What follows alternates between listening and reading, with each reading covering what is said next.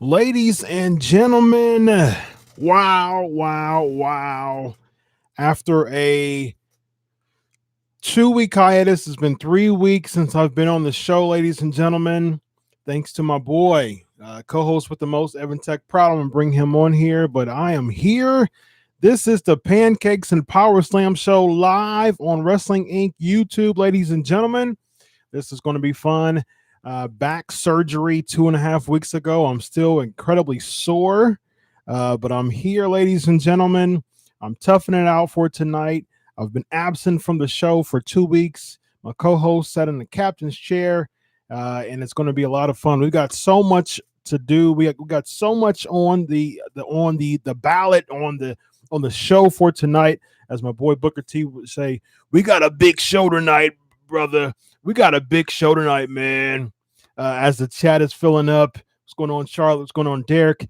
We got a lot of trivia that's going on for Money in the Bank. So I hope everybody geared themselves for some Money in the Bank trivia tonight.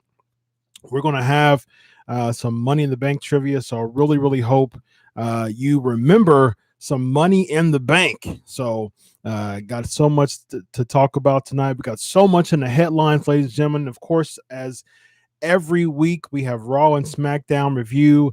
This is the 320th episode of the Pancakes and Powerslam show, ladies and gentlemen. What a fun opportunity to continue and always be here for you. Do it for you. John says, I believe I remember all of them. So yeah, this isn't just the winners, but this is also some matches within Money in the Bank as well. So lots of fun going on here. Before we bring on Evan tonight, let's give you an easy Money in the Bank trivia question. Here it is. Who made his debut at Money in the Bank 2017? Who made his WWE debut at Money in the Bank 2017? Thank you, Chase. Glad to hear you're doing okay from surgery. Much blessings, brother. Thank you very much. My doctor said a full recovery would be in the fall. So in September, I'm still using a walker and seeing a physical therapist. Hopefully I'll be transitioning to a cane soon. That is my hope. But just got to take it easy. And a full recovery is looking to be at about September. So that's where I'm at now as far as the recovery time. So again, first question on deck: who made his WWE debut at Money in the Bank 2017? Without further ado, ladies and gentlemen, let's bring on a co-host with the most, Evan Tech Proud. It's good to be back, man.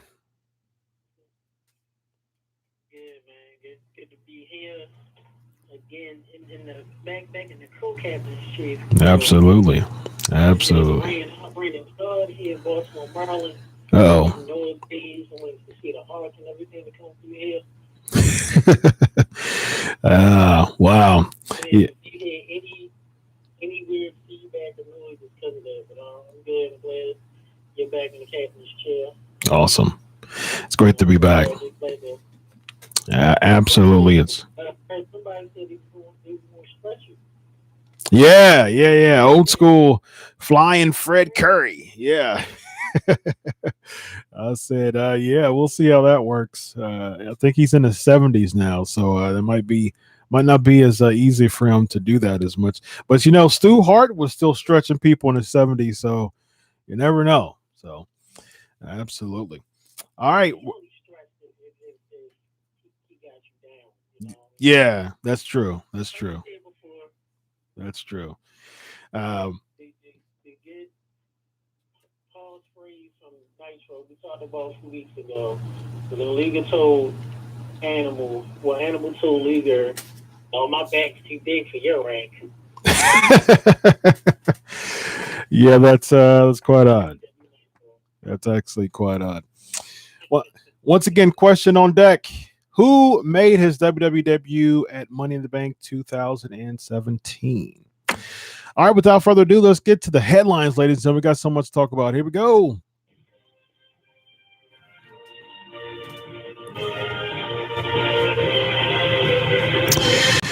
All right, so a very somber moment to start off the Pancakes and Powerslams show. Justin Credible's wife, he made an announcement. Unfortunately, good job, Derek. Yes, Mike Canellis. He made an announcement. I think it was yesterday that his wife only has 6 months to live. Wow, that is so tough. That is so unfortunate. You could just see through Justin Credible's Twitter, just the emotional roller coaster that he's going through because of this announcement. It's really tough. And you know, it's really, really tough to hear stuff like that, as far as just, you know, anyone, as far as their spouse has 6 months to live, according to doctors, and it's just really tough. So our prayers go out to Justin Credible. And Justin Credible has he's been going through a lot too. He's been going through just a lot of emotional roller coasters, as far as just drug and alcohol, and just struggling with sobriety. So you know, I've had some close friends who's actually struggled with sobriety for some time back in the past, and you know, just anything. And I'm about to become a doctor in psychology and experience in mental health. That's what I do as well. And I know just there's so many things that could easily trigger just kind of relapsing and just kind of struggling with sobriety for people who you know, were former addicts and having trouble with that. And you know, hearing news that his, you know, wife has, you know, 6 months to live, that's really tough. That's really tough to endure. So I you know, my prayer is that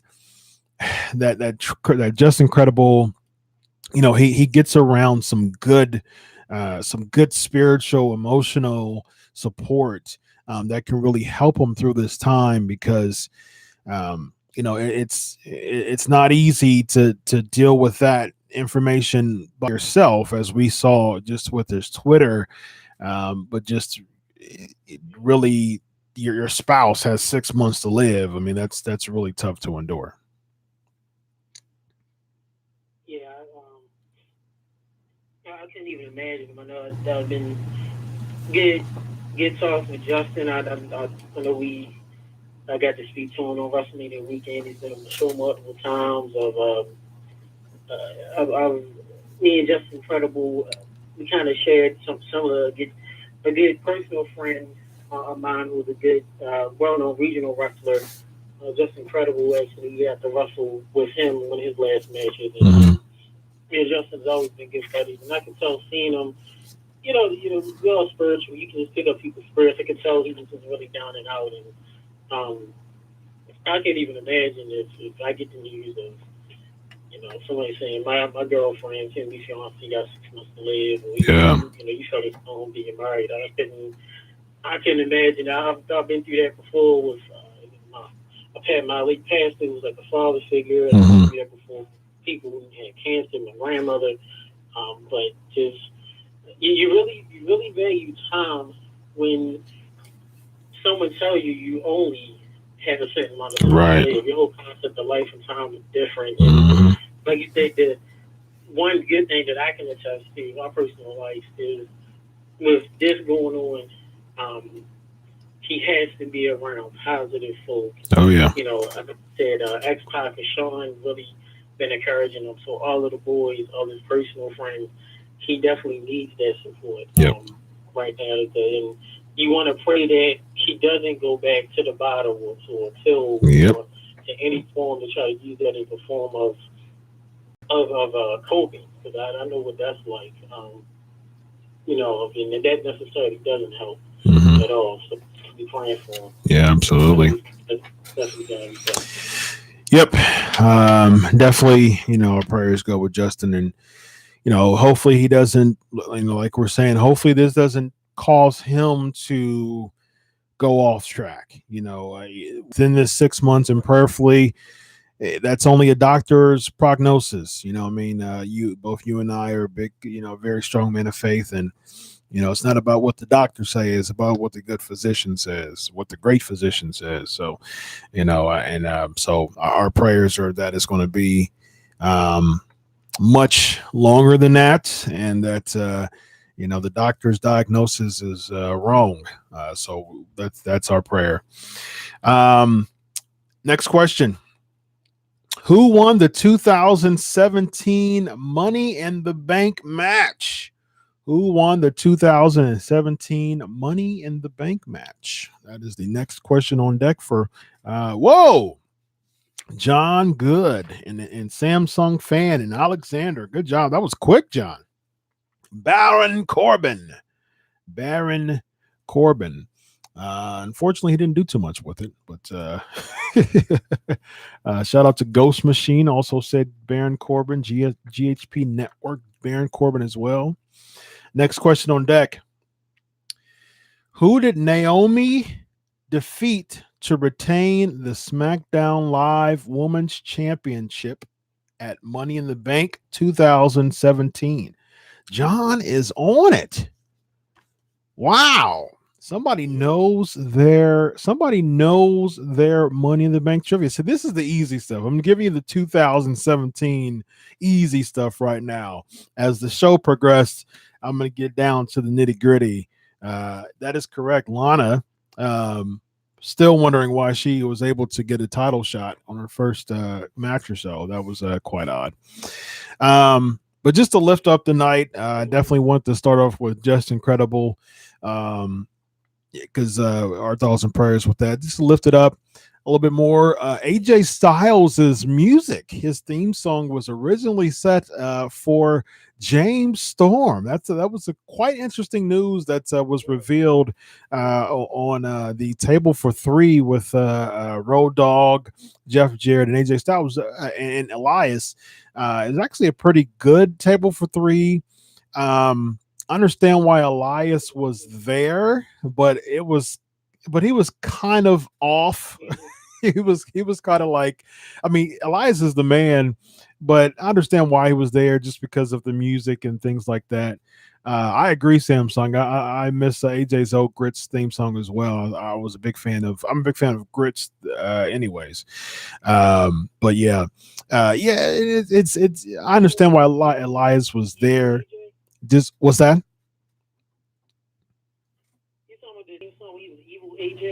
No. That's the Evil Ways. Grits is a popular Christian rap duo. Yeah.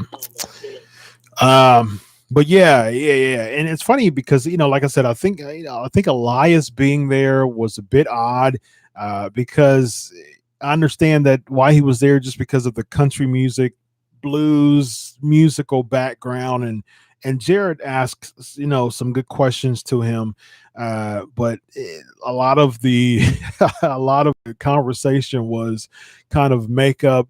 It's been a while between the Road Dogg and Jeff Jarrett. So it was, but it was a good Table for Three. So it was really interesting that Road Dogg did share that because Jeff Jarrett was talking about how important theme music is for people's career, and of course we know that. I mean, we hear the glass shatter, we know it's Stone Cold. If You Smell, it's The Rock, and that's I've had many conversations about how important it is to as far as the theme song is.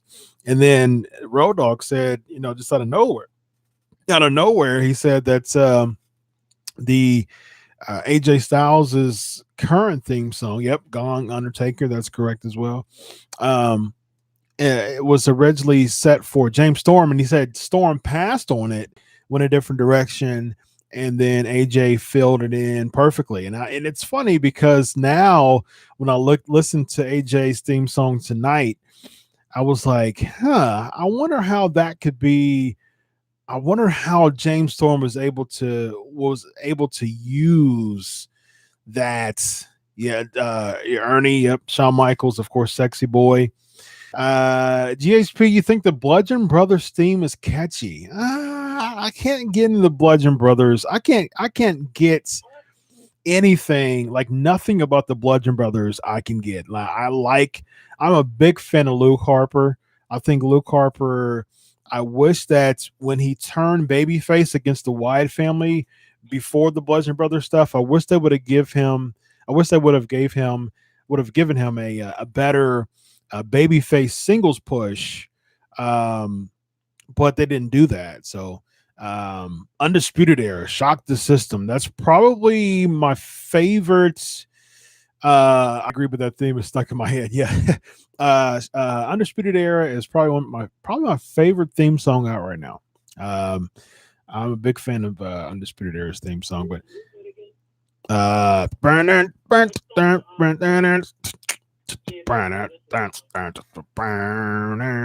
fan of that song. But yeah, it's funny. It's funny. Yeah. It's so short. Being a musician, you are. It's so short. Whoever did it. First of all, these theme songs are starting to sound too much alike. Yeah. Well, the CFOs do them all just now. Like since Jim Johnston's gone, CFOs do just about all of them nowadays. So it's all like poppy EDM type of feel to it. Like it's just there's really nothing. I mean, I like the songs, but like you said, a lot of them are the same nowadays because there's just really one, one group to do it. Now they bring in artists to sing with them, but it mostly all of them is the same. Yeah. Nakamura Hill. I like Nakamura Hill's theme too. Yeah, I like it.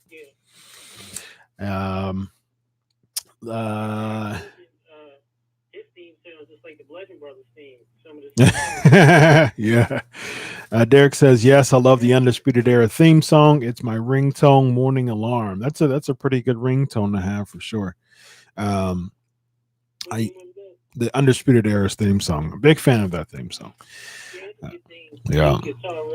Yes. Yeah. Burn it. And I love when Kyle O'Reilly comes down and does the NWO Hulk Hogan playing the guitar with his belt. I love when Kyle O'Reilly does that. Yeah. I see. I'm torn with the Undisputed Era. I'm torn with them because they're heels. That's the thing. I'm and I've said this many times before. I've been on Facebook. This is the 320th episode. This is the first time I'm actually live on the WrestleZone YouTube, Google Hangouts live. But I'll say this. So I'll reiterate for for people who maybe have seen this show for the first time.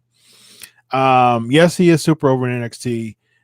But here's my deal. I am such a traditionalist. I am a strict traditionalist when it comes to baby faces and heels. I'm really big on that.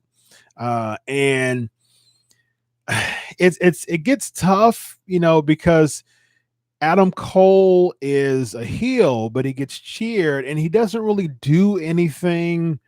I mean, they gang attack and things like that, but Adam Cole doesn't really do anything to really kind of make himself a heel, and I always say this: when you're in a smart crowd, some of those crowds who like to put themselves over and you still get booed, I mean, that's when you are really doing your job. I mean, that's like Carmella, when we saw on SmackDown tonight, Carmella, I mean, like big applause for Carmella because London's a very smarky crowd, and she was still getting booed, and that's a big deal. So yeah, I mean, I'm a big traditionalist. I've been a journalist for quite some time now. Last year's WrestleMania in Orlando, I was a part of a Q&A with Sting and Flair and JR, and I've brought this up a few times, and Sting with me. I asked Sting and Flair and Ross, and Sting says he said it. He agreed with me as far as just the traditional baby faces and heels, because you need that. With a good heel makes a good baby face. And Sting agreed with me, and he was talking. He talked about Rick Rude and how if it wasn't for people like Rick Rude and Ric Flair, he wouldn't be who he is as Sting, because he had that good heel to make him a good baby face. And so nowadays it's so murky, it's so blurred that no one really stands out, because you got heels being faces, faces being heels, Cole getting cheered, Reigns getting booed. It's one of those things. Ernie says Rick Rude would put your girl in his trunks and do the shimmy. Yes. What I like to have right now is for all you fat, out of shape, no good warthogs, keep the noise down while I show you what a real sexy man looks like. Hit the music.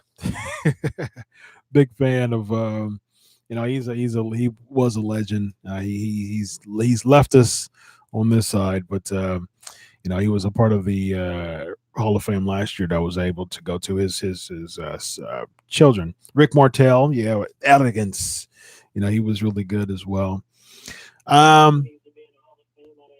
I agree. Now, what do y'all think? Is Rick Martel Hall of Fame worthy? Should Rick Martel be in the Hall of Fame? We've had this as a flavor of the week question before. Yeah, flavor of the week is a flavor of the week is a segment that we have at the end of the show, where we just have a random wrestling topic. This week, the flavor of the week topic is going to be. If you can pick one, you can pick two. I actually have four.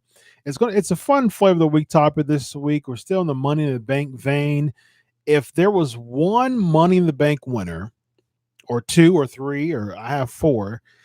If there's a Money in the Bank winner that you could replace for someone who was in the same match, who would it be? So if you look at a Money in the Bank winner out of the series of Money in the Bank winners of the past, 11 years, 10 years, 11 years, if you can say no to him, but replace it with someone else who was in the match, who would it be? So pretty fun Money in the Bank for this week. So let's see. John says yes. Ernie says absolutely not, underutilized.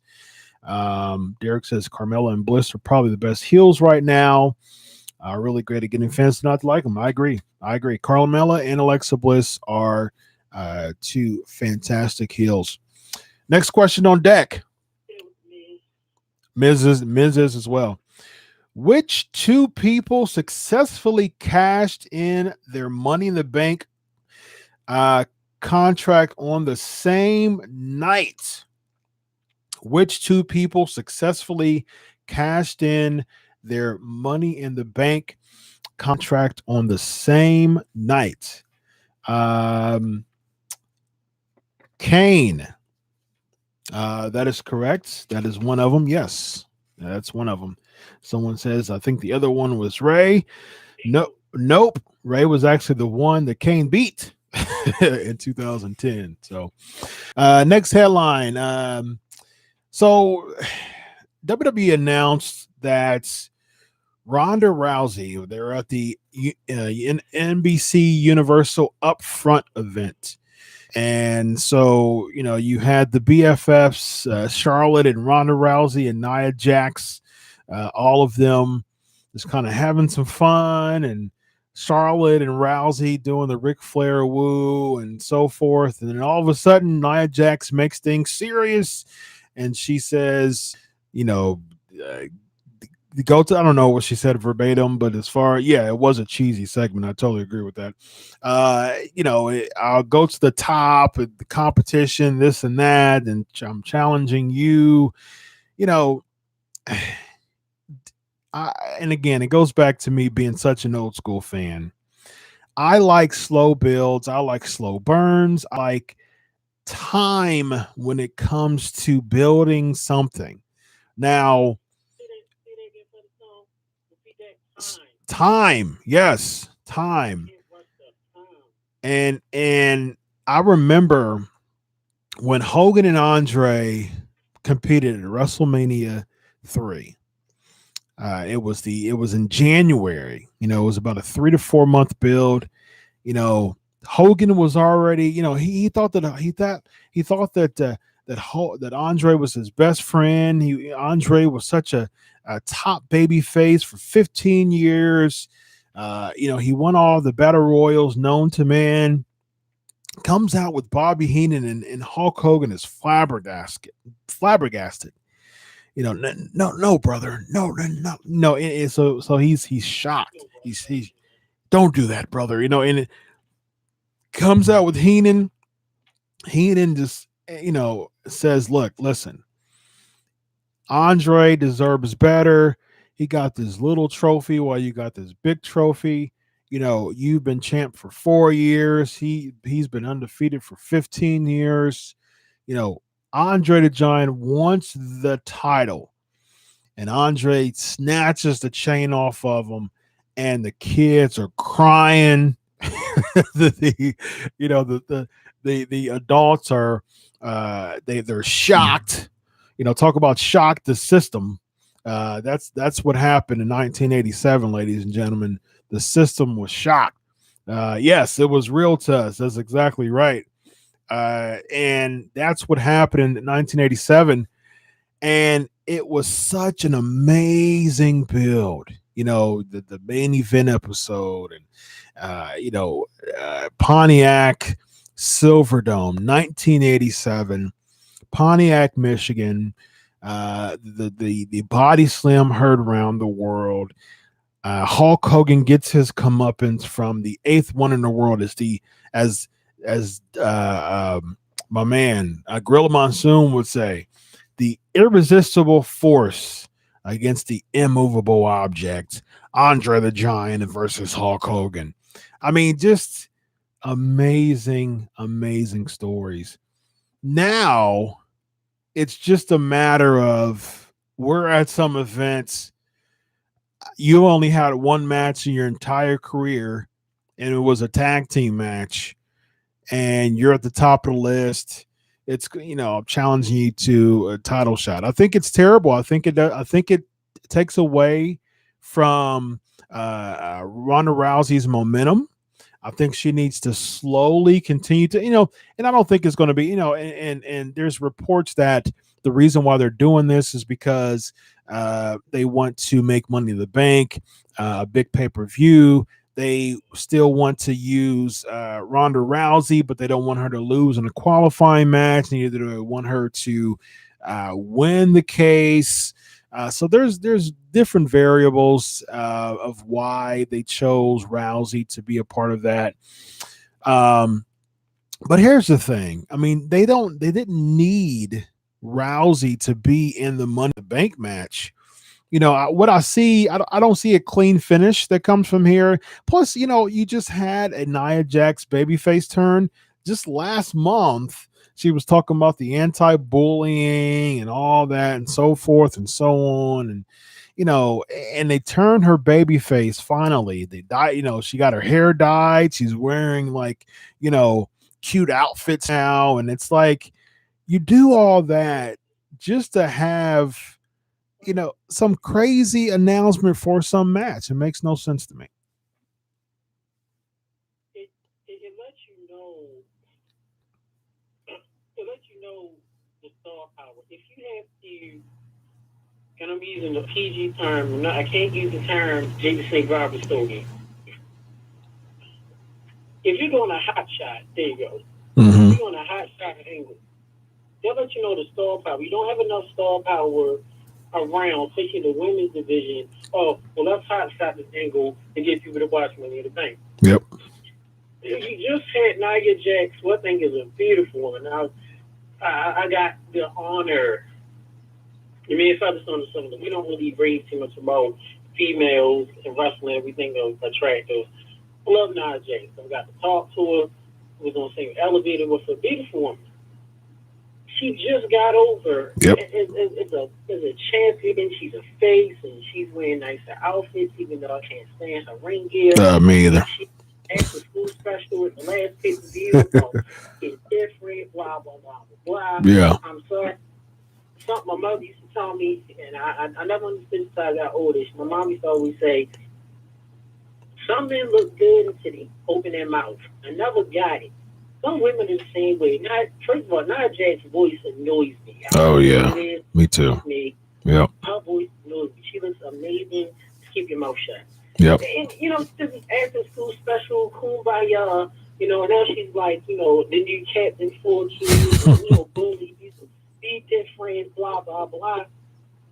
So what sense does it make for her to randomly download and challenge Ronda Rousey? Yeah. Well, what? You're the one that's the champion. Why are you challenging someone that's the challenger? Yep. Shouldn't it the other way around? Yep. It was so out of place. And I'm like, why take this build to SummerSlam? Nia is the biggest thing going on in the world. Mm-hmm. That's a great Sasha great. Keep building her. Ronda Rousey still could have been at Money in the Bank. Just have her for somebody in an ugly armbar thingy that she does, whatever it's called. Make her build it up. Yeah. Where Ronda Rousey, last time I checked, when you're the champion, you don't do the challenging. Yeah. Makes no sense. Right. Yeah.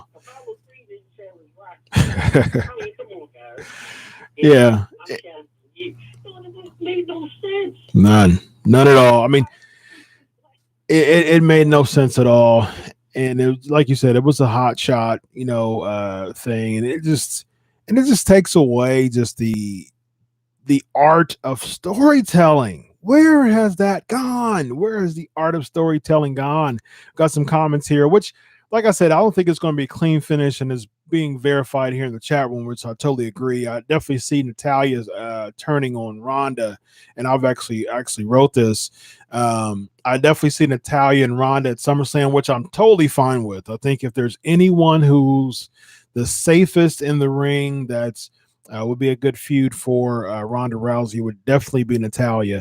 If you want safe, if you definitely want someone safe in the ring, I would definitely say the safest person that you could go against would be Natalya for sure.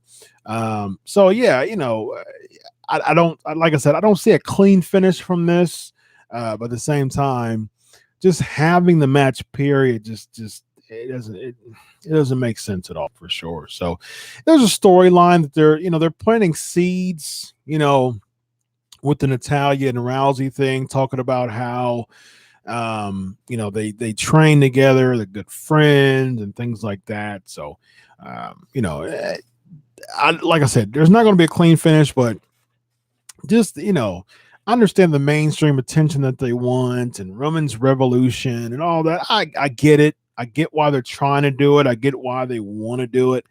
But at the same time, it's like, what happened to the art of storytelling? Someone saying Vince is booking it for headlines, and that's exactly what's going on. He's looking at things that are outside mainstream attention, outside of WWE, and that writing for being a journalist, I get to listen to a lot of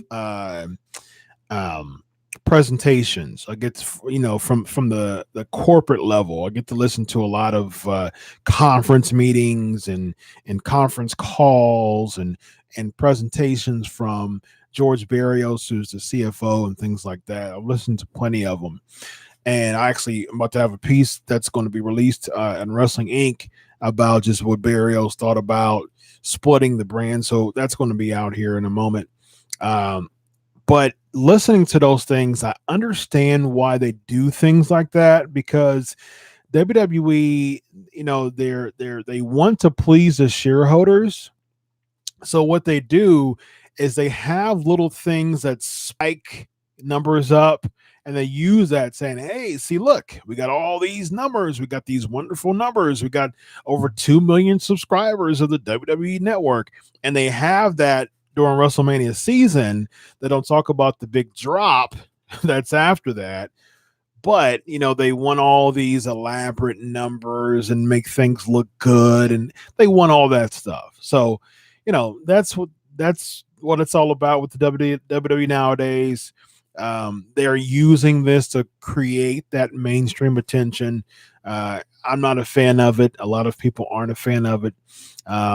We'll see what's going to happen to Money in the Bank. I think it will lead to, it's going to be in June, so that'll be, the 6 to 8 week mark before SummerSlam to build. So I could definitely see. I could definitely see that happen. Someone's saying here, Ronda ruined the Women's Royal Rumble. Now, don't get me wrong. I was very skeptical of Ronda Rousey in the beginning, but she won me over like none other at WrestleMania. I think that was actually the best match at WrestleMania. I was a big fan of the Bryan and Shane against Owens and Zayn match. That was a good match as well.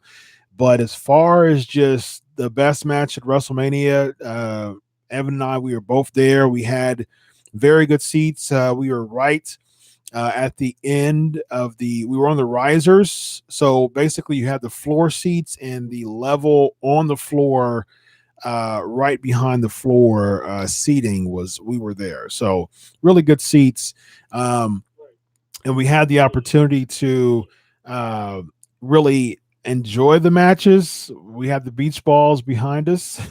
So wasn't a fan of that. So that, that's another topic for another day. But I had an opportunity to really concentrate on the matches and not get involved in all the craziness that was behind me. I really, really liked the Ronda Rousey Angle versus Tripp and Stephanie match. That was personally my favorite match of the night. It blew me away just as far as just how much Rousey did a fantastic job studying just the craft, and you can understand how much she was a fan, and just the cadences, just the facial expressions, all that was just wrapped into a really good night for Ronda Rousey. But she had that momentum going, and then you throw her in this, and just the timing is just really, really weird for me. Next question on deck. So we don't have the correct answer to that. We have Kane. So no one said the other person, and it is none other Dean Ambrose, ladies and gentlemen. See, that goes to show how much it was a forgettable night. Dean Ambrose cashed in on Seth Rollins at Money in the Bank 2016. And for all of you Roman Reigns haters, that was the last time that he was world champ. So he hasn't been world champ in 2 years, but he has been pushed above the moon, but hasn't been world champ in 2 years. So someone explain that to me. Go ahead. She did a great job. Very impressed. Her mic work could get a good. Oh, much improvement. She just looks.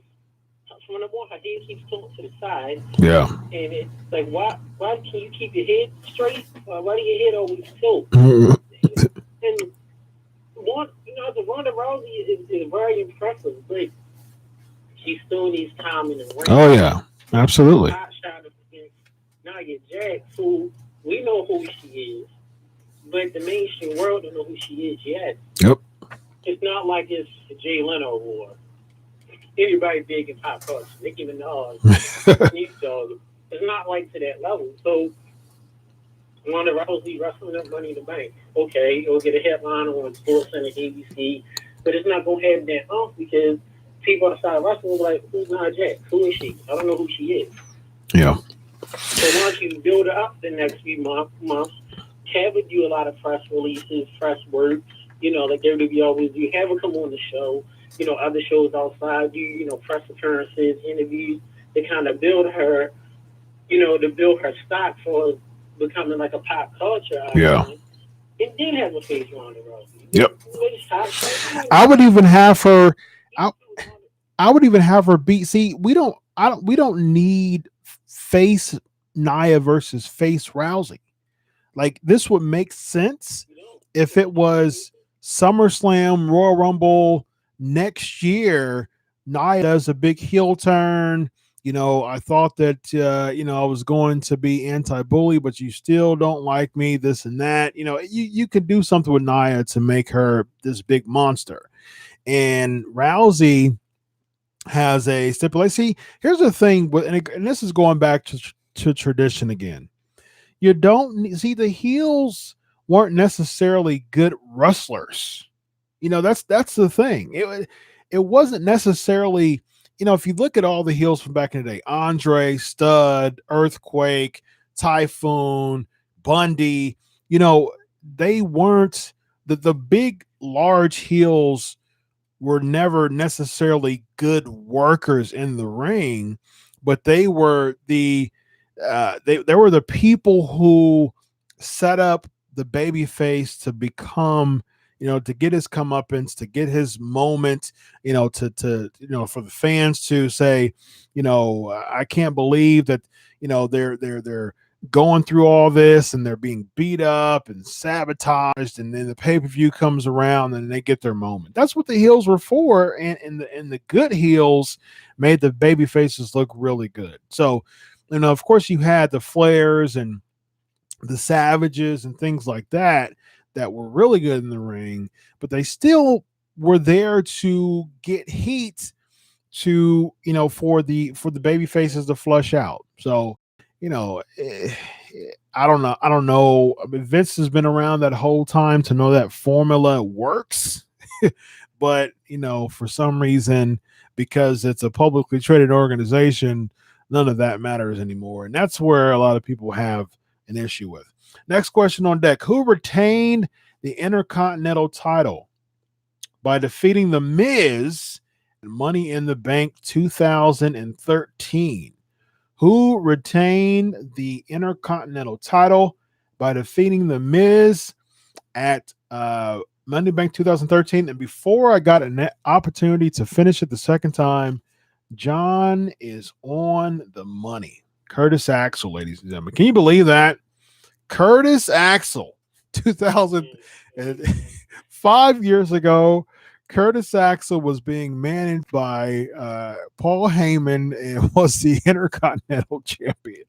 Now he's one half of the B team. So what a difference 5 years make. 5 years make. Next question on deck. Next headline.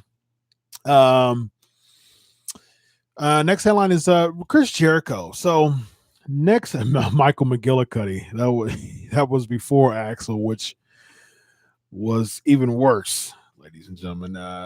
Can you believe that Michael McGillicuddy and David Otunga were tag team champs at one point of their careers? That's and even worse, David Otunga was tag team champs with John Cena. I think it was like for one Raw they were champs. It was wow. Talk about your tag team division at that time. That was quite bad. Chris Jericho, the reason why he was removed from the casket match at the Greatest Royal Rumble. So the speculation is that half a day. It wasn't even half a day, was it? It was like the duration of one Raw. I think it was like from the beginning to the end of Raw. I think it was something like that. It was like no time. That it was quite sad. All right, so with Jericho's thing, it was. I got some comments. I got some feedback that it was so much in that article to understand. So I'm going to break it down right now. Okay, so basically the gist of it is, so it was originally Rusev versus Jericho, the Rusev versus Taker, the Prince of Saudi Arabia. Okay, so the original match was Undertaker Rusev. So Taz speculated that the "Bury Me Softly" tweet led to Rusev being pulled out of the match. Chris Jericho was the replacement because, as we saw with also Chris Jericho being caught up by Vince McMahon to be Shane McMahon's replacement if he was unable to compete at WrestleMania. Chris Jericho is just the fallback guy. He's the ace in the hole, basically. So Jericho agreed. Jericho became the replacement to compete against the Undertaker. So, shortly after that, this is according to the Wrestling Observer Radio. So Jericho Taker became the casket match. Jericho tells Vince McMahon as a courtesy that he was going to shoot an angle with Tetsuya Naito at the wrestling Don Taku event, the second night, and we saw that he was in the mask. Naito was clapping people's hands. Jericho was in the mask. He beats up Naito, takes the mask off, blah, blah, blah. So we saw that's what happened. And so, Jericho said this many times on his podcast. He's a free agent. He's not signed with anyone, but he's loyal to WWE. So when he, competes outside of WWE, he tells Vince McMahon these things as a courtesy, just because he's loyal to WWE. He's a WWE guy. He respects the heck out of Vince McMahon. They're friends, he even said. So after, and this is, some people, it could be called coincidence, bad timing. But when Jericho tells Vince McMahon that he was going to be involved in New Japan again to set up for Dominion, he was told that the Prince of Saudi Arabia specifically asked for Rusev to be in the casket match. So Jericho was removed again. So it makes it really hard to believe that the same Prince who was aware that Rusev was being pulled from the match, and this is the same, Saudi Arabia, the Undertaker was in a featured match by himself because the Prince of Saudi Arabia, they were big into having old school wrestlers on the card. So, the biggest old school wrestler on the WWE roster right now is the Undertaker. So he was in a featured match. Jericho's next as far as just old school wrestlers. He's been there for going on 19 years. So it's hard to believe that Rusev was specifically requested by the Prince of Saudi Arabia. What it seems to be, and this is what all of this makes sense. I also wrote on the article on Wrestling Inc. Jericho's very tight-lipped about, his angles, and Don Keevan, he didn't even tell Don Callis, and Don Callis was instrumental even setting up, him and Omega. Callis had to find out by himself, and Callis explained that on the Killing the Town podcast. And what it seems of what this is all about, and this isn't confirmed, but this is basically how all the pieces are falling in the puzzle, that seemingly because Vince notified that Jericho notified Vince McMahon about shooting an angle in Japan, he was pulled because of that. And that's what it seems like, because the timing just doesn't really line up to just spell coincidence, as far as that. But in my opinion, I would rather see Rusev in the casket match anyways, because if it was Rusev or Jericho, both of them was going to lose the match, and I'm tired of seeing Jericho lose matches. So I was happy that Jericho was replaced anyways. So that's how it was. That's what happened as far as just that. But it was just really weird to that. Someone's asking, is Roz, Glenn, or Matt here too? No. So this is the Pancakes and Powerslams show. Yes. Thank you, John, for answering that. Raj, Glenn, and Matt are on Mondays and Wednesdays. The Pancakes and Powerslams podcast on Tuesday nights. I've had it on Tuesday nights for the past 6 years. This is the first night that I usually recorded, videotape it, and then put it on the Wrestling Inc. YouTube afterwards. But tonight, we're actually doing it live, and based on your support and your interaction, which has been very good tonight.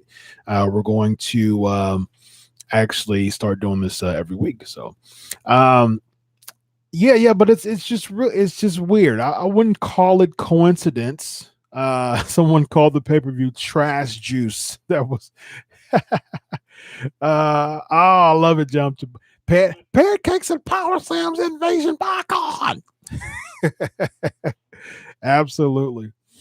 Yeah, it's just coincidence. Just a really coincidence. And it's really weird that Jericho would get pulled after he tells Vince. And if he like I said, Jericho's very tight-lipped as far as telling who okay, so that's at the end of the show as far as just replacement. So we'll get into that. That's going to be fun as far as who should have replaced who for the winner. That's at the end of the show. Thank you for answering that, by the way. But yeah, it was just really weird to me because, like I said, Jericho remains tight-lipped about those things, and it was reported, kudos to PW Insider. I've talked to Mike Johnson before, live and, through email. Kudos to him for breaking it. I believe they were the people that reported first. So yeah, I mean, that's a big deal because Jericho always keeps his stuff tight-lipped. And so somehow Vince McMahon knew, and then he probably told someone who told someone who told someone who leaked the information. So that's was really weird. So let's get into the next headline. Taz, this is a good question for the live chat. Taz shared his thoughts on who the most underrated person is in the WWE right now, and he felt that it was Apollo Crews, and I like that choice because I've said this many times before, and so here's Taz's kind of logistic when it comes to underrated, which I like this a lot. He believes that if you get a lot, if you've had a track record of winning championships, and if you're on TV a lot, if you get a lot of television airtime, that's not being underrated. Underrated is not much television airtime. When you get the television airtime, it doesn't really benefit to nothing. You're a great talent, but they're not really booking you according to the talent level that you have, whether it be character-wise or athleticism. And he said Apollo Crews, and I agree. I think that's a great choice because, with Apollo Crews, he's amazing. I mean, when he was Uha Nation, he was he was huge in the independent circuit. I've seen him, live before. He's humongous. He's small. I mean, he's short, but he's as wide as a house, and still able to do standing moonsaults. Someone said Miz, Cruz, Ty, and Cesaro. See, I wouldn't agree with Miz and Cesaro based on Taz's logic, and I agree with Taz's logic. Miz, he's been Intercontinental Champion. He's been used on he's been used on the TV quite a bit. Cesaro as well, as far as tag team champions. Ty Dillinger, I can see that. Someone is saying Chad Gable. I can see that. I can see Chad Gable. The thing is, I don't think that Vince McMahon. I don't think that Vince McMahon is happy with. I mean, I think Gable is amazing. I love that he does the rolling chaos theory. It's a lot. I love that he does the rolling chaos theory because I'm a big fan of what's my guy's name? Doug Williams. Doug Williams. He does the rolling chaos theory, and I love that Chad Gable does that. But I don't think Vince is sold on how small Gable is, and it's unfortunate, but I don't think that Vince is sold on how small Gable is as far as giving him a singles opportunity, because although he's amazing in the ring, he's just not big enough, as far as just an in-ring presence. You know how Vince McMahon is with this big man, you know what I mean? So that's the unfortunate part. Now, if Gable would go to NXT and have a singles run, I think he'd be amazing. Yeah, I think he would be. But, he's on the main roster, and he beat Jinder Mahal, but he got beat up by him. Someone saying Zack Ryder. I think Ryder's had so many opportunities. It's crazy. So, next question. Name the 3 people who were unsuccessful in cashing in their Money in the Bank contracts. Name the 3 people who were unsuccessful in cashing in their Money in the Bank contracts. Ernie has 2 of them. Who's the next one? Dun, dun, dun, dun, drum roll. We have 2. I see 2. No, Del Rio. Del Rio was successful in cashing his. He cashed it on CM Punk with the help of Kevin Nash. Scott has it right. Scott is the first one that has it right. Good job. Damian Sandow, John Cena, and Baron Corbin. Those are the 3 who were unsuccessful in cashing in their Money in the Bank contracts. Here's the next question. Who was the special referee of the Layla versus Summer Rae match at Money in the Bank 2014? How about that? Who was the special referee of the Layla versus Summer Rae match at Money in the Bank 2014? Who do you think is underrated, Evan?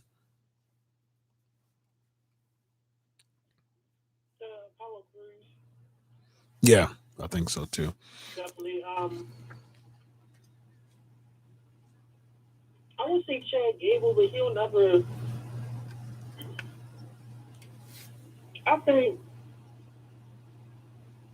Bo Dallas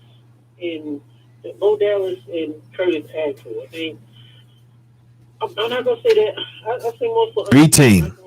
Underrated, but say it again. I said the B team. Yeah, the B team. Yeah. I just think Bo Dallas and Curtis Axel have so much more that they can offer. They just need the machine behind them. Of course, they've been given a chance at the Miz and the Nats. This is just different things. NXT, but I think those are ones. But I would say Apollo Crews definitely. Titus O'Neil, not so much anymore. He doesn't really wrestle as much. Right, which is good. His botch, a couple of weeks ago really gave life to him. Yeah. Darren Young, I don't even know if he's doing WWE. I think he's gone. No, he got fired last year. He's another one that I think had so much potential, but they just couldn't. Some people they just can't find their niche. Yep. I can't really think of anybody else who's really underutilized. I mean, of course, there are people. The new Ty Dillinger is one, and of course, Noe Jose. He's been Ty Dillinger on Raw. I don't see him ever winning a match unless it's a dark match on Superstars or Jack. Yeah. He shot on Saturday night. Right. The main event. He's from one of those. Velocity. Noe Jose. Yeah, Velocity. Yeah. Live Wire. Right. Jack Metal. Right. Oh goodness, going way back.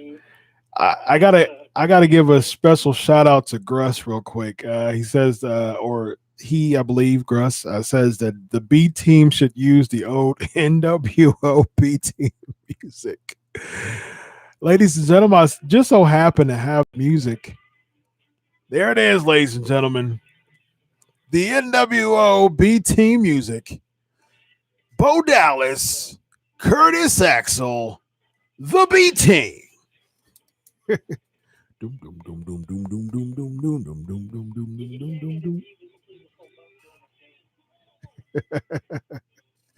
Right. Yes. I just so happen to have the NWO B team music in my collection, ladies and gentlemen. So there you go.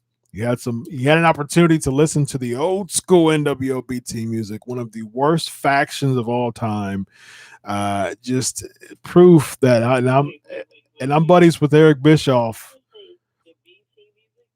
The B team. Yeah, I think the B team NWO was terrible. With led by the likes of Stevie Ray and Horace Hogan. I think Masahiro Chono was in that as well. It was terrible. No, that's the B team. There was no C team. Scott Norton. Those were like the B team. It was like B.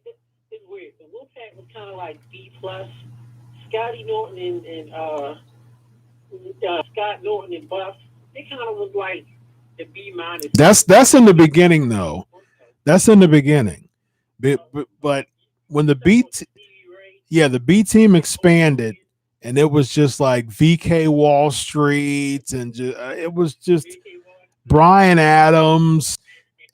It was terrible. It was just like what are we doing now? What are we doing?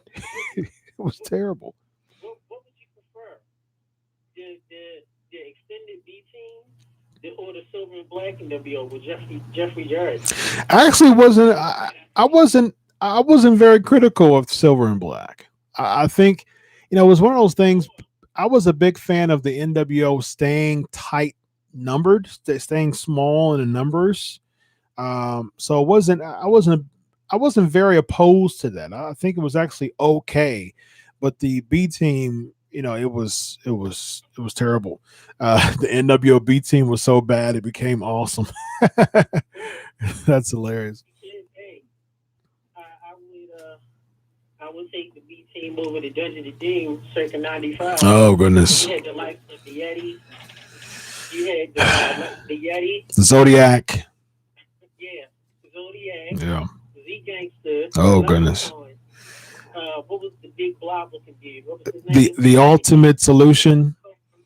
No, the other dude, the little gatekeeper dude who was in the vignettes for Kevin Sullivan. Yeah, Sullivan. Oh goodness, I forgot. Yeah, Master or whatever, some Lord or whatever. Yeah, Sullivan. Yeah, he was. Yeah, that was terrible. Dungeon of Doom was terrible. Sting should have never joined the NWO. Totally agree with that, 100%. Yeah, that never happened. Sting in the NWO. What do you mean? Sting joined the NWO? What year did that happen? Next question. Who won the Raw and SmackDown? Yeah. Who won the Raw and SmackDown briefcases at Money in the Bank 2011? Who won the Raw and SmackDown briefcases at Money in the Bank 2011? Someone's bringing up Virgil. Oh man, that's rough. Yeah, he was in the NWO as Vincent. That was rough. So yeah, a couple more headlines before we get to good job, Gress. Really quick. For Raw, it was Alberto Del Rio, and for SmackDown, it was, as Booker T would say, my man D-Bra.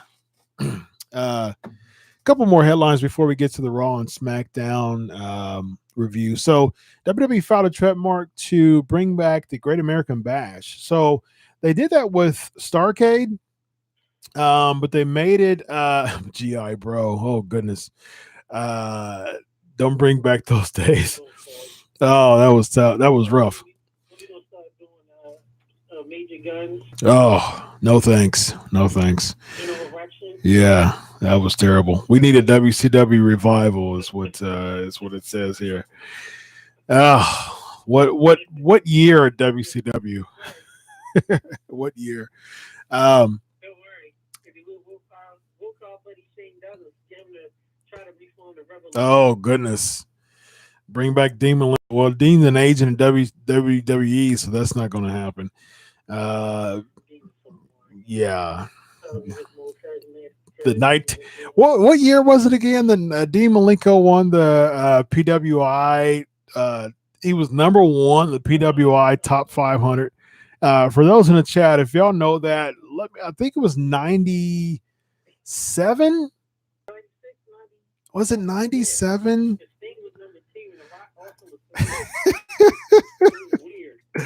If someone knows before I get to it, let me know. Dean Malenko was number one in the PWI top 500.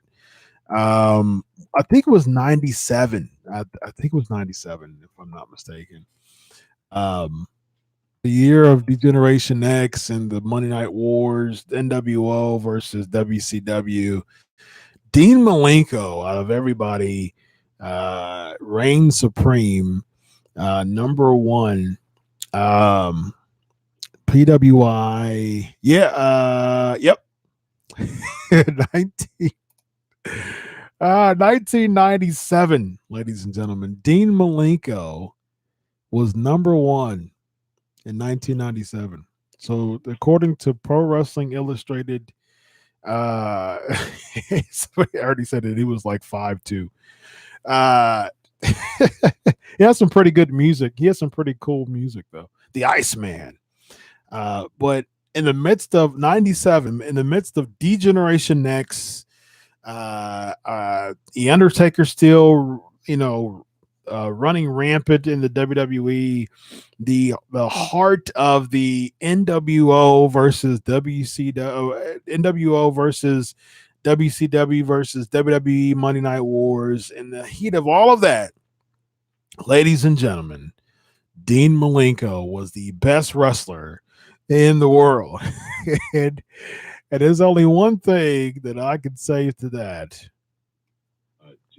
Absolutely, ladies and gentlemen, I'd do it for you. The man of 1,000 holds. Who was the man of 1,001 holds? That's a quick trivia question there. The man of 1,001 holds. So Tampa bids for the Royal Rumble and WrestleMania. Yes, Jericho. Good job. He was the man of 1,001 holds. So Tampa's never hosted. I mean, they host the Royal Rumble in 95. They've never hosted a WrestleMania. But here's the problem, though. We've already had Romania in Orlando twice and Miami, and so the Florida market just needs a break. So we need more.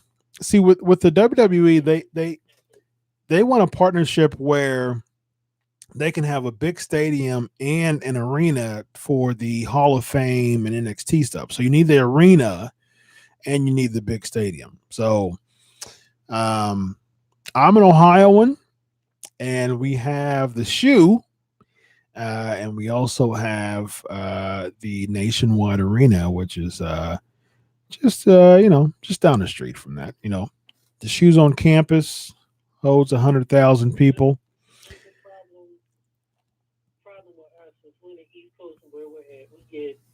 We literally get all 4 seasons in the weather. Right. And Romania hit in March/April, unless you're in New York, because it's the wide New York, one of the biggest markets. Yep. We're not ever getting WrestleMania SummerSlam. Sadly, and by the way, people don't know that their ring, WrestleMania 29, was heated. The ring was heated outside, but it wasn't necessarily warm. Yeah. But we don't have a big market like New York. True. I mean, Florida, we've seen you enough. Yeah, it's true. Enough with Florida for a while. Enough with Florida. Ohio does have a huge market, though. Ohio has the Nationwide Arena, and actually, it will probably be the Schottenstein Center because it's right by the shoe. So there you go. I mean, the Schottenstein Center is walking distance from the shoe. So there's your tandem there. There's your big stadium, which is a shoe. It can hold 100,000 people. And then, the Schottenstein Center would be for the NXT, the Hall of Fame, and then the Raw and SmackDown afterwards. Got some comments saying that, guess that's why they went back to NOLA, good arena with the Smoothie King arena. Then you have the Superdome for WrestleMania. Yeah, that's exactly why. Because I mean, I was there this year, and there you can throw a rock to you know, to the stadium from the Smoothie King Center. They're right next to each other, so that's good, you know, for that's the type of market they're looking for. That they have the arena and then they have the stadium and then the big arena close by. So someone saying Vegas. So I guess again it goes back to what arena is close to the big stadium. So Mania doesn't need a huge arena. They should probably get smaller, to be honest. Trying to get bigger is going to hinder them. They don't need everybody on the card either. I agree with not everybody on the card, but just that, I mean, just that big fight feel, just the feel of having, you know, 60, 70, 80,000 people. You know, I've been to 2 WrestleManias this year and last year, and having that feel of being around, especially Orlando. I think Orlando was better than New Orleans as far as just the feel of it. I think just I think the extra Mania activities as far as shows and stuff like that for New Orleans was better, but I just think the overall Mania feel, Orlando was better. It was outside. There was a lot of fireworks. It was amazing. It was great. Ernie saying the feel of Miami was lit. I can definitely imagine Miami having that feel as well. So we'll see where it goes. All right. So what's your real quick? What is your you've been to 5 Gress has been to 5 WrestleManias. You need that big arena feel. Totally agree with that. Yep. What's your thoughts on Raw and SmackDown?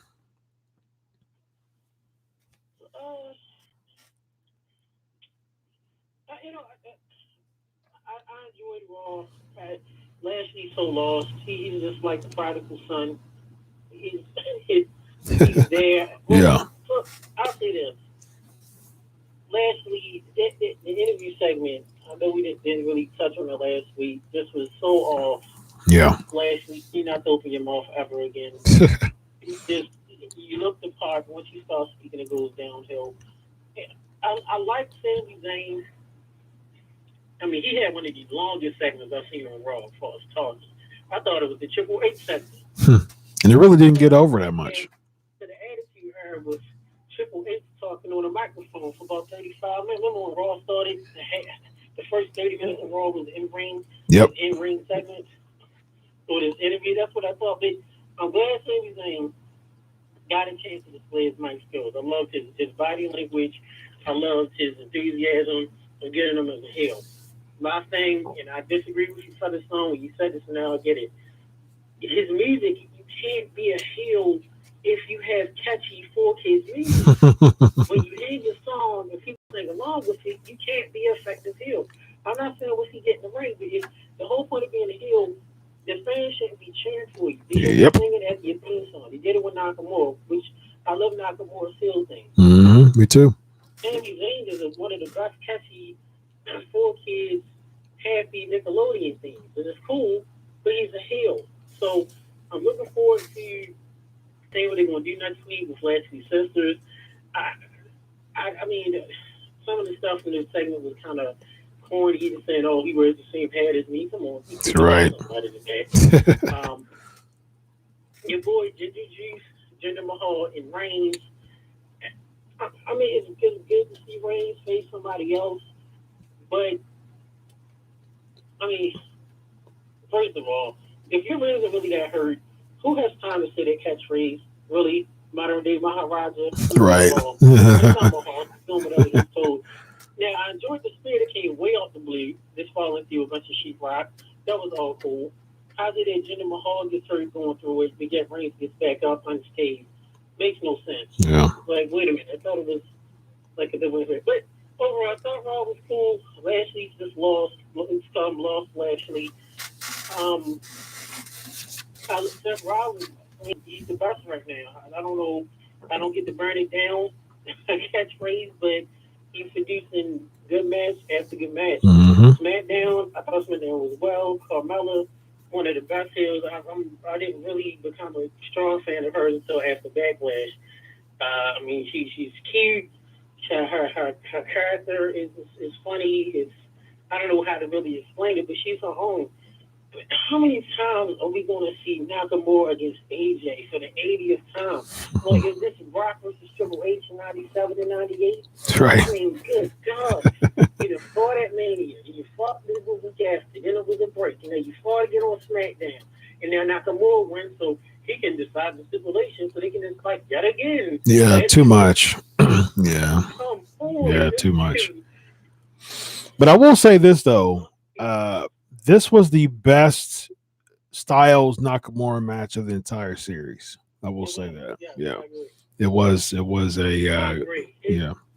It was a good match. Yep. I agree. I mean, the bar is losing. Where's Asuka? It's like she lost, and now she's in the pool of pity. And she falls into the lake of reincarnation with Bray Wyatt. What is going on? Yeah. Someone's asking, was the Styles Nakamura match better than New Japan? Nope. I don't think it was better. It was good. It was good. It was the best match, I think, in WWE for sure. It was a really solid match, but nope, not better than their match in Japan for sure. Yep. I enjoyed both shows. I did. Both shows were cool. Raw kind of lost me a few times. Oh, shout out to Booker T. Another thing. I'm sorry, Coach. You could have stayed in the back. You can go back and doing commentary like you did back in the day. Yep. Backstage. Just don't grow your head back like you did. But the hilarity of Michael Cole, Corey Graves, and Booker T, where Michael Cole called King Wolfgang a bald-headed 1-year-old. Yeah, that's somebody's kid.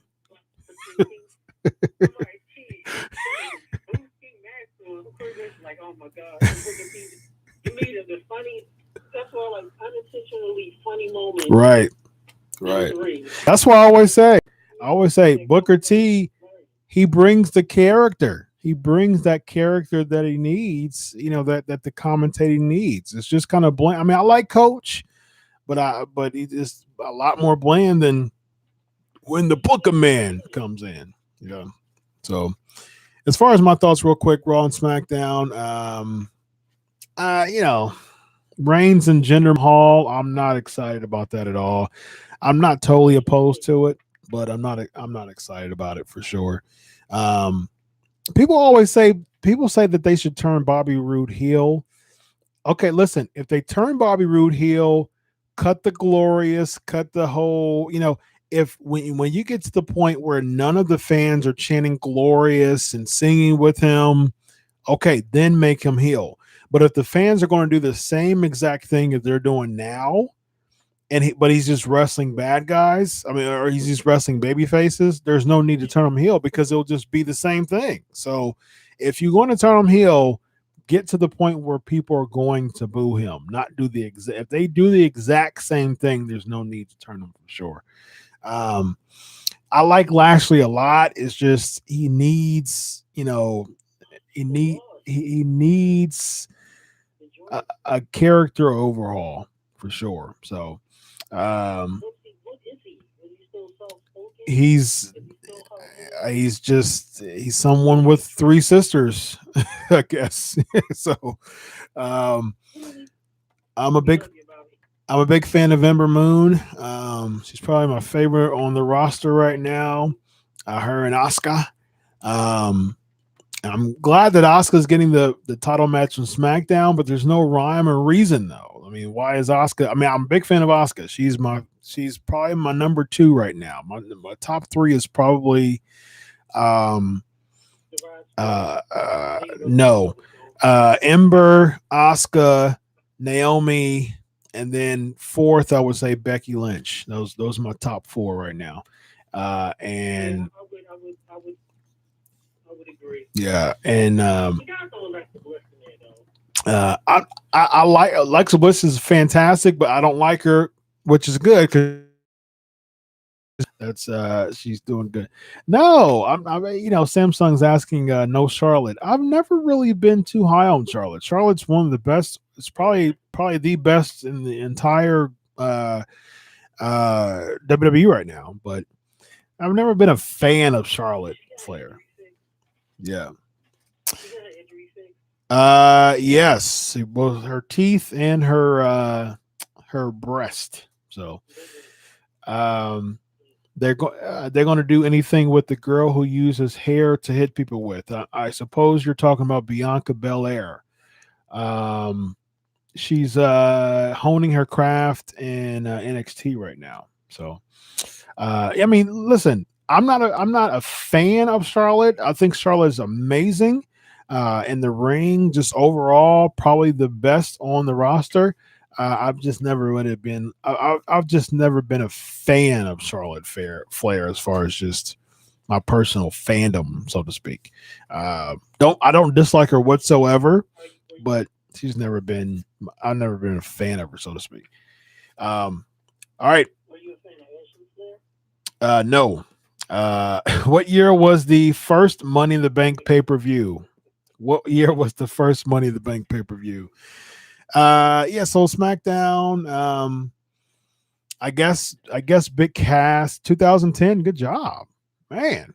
You guys are on it. I've got one more before we close and flavor of the week. So yeah, as far as just SmackDown's concerned, it seemed like Cass got beat up because there were some issues. 2000. Someone's asking who won it. 2010. Kane won. 2010 and cashed it in on Rey Mysterio that year. I just so Cass seemingly the beginning when Daniel Bryan beat him up and jacked up his knee and all that. It seems like that came from the story that broke that Cass was under the radar. I mean, he was under fire basically for segment. He was supposed, Cass is in the doghouse, and we saw that. I think that was a doghouse moment in the beginning of SmackDown. He asked if he can beat up the midget. They said no, and he beat him up anyways. Basically, that's the simple version of it. So he was in the doghouse because of that. So, all right. Last question of the night before we get to the flavor of the week. Here we go.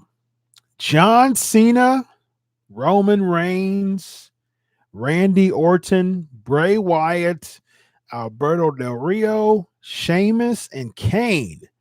Who is the missing participant in the 2014 Money in the Bank match? With all these people, once again, John Cena, Roman Reigns, Randy Orton, Bray Wyatt, ADR, Sheamus, Kane. Who's missing from that lineup that was in the 2014 Money in the Bank match?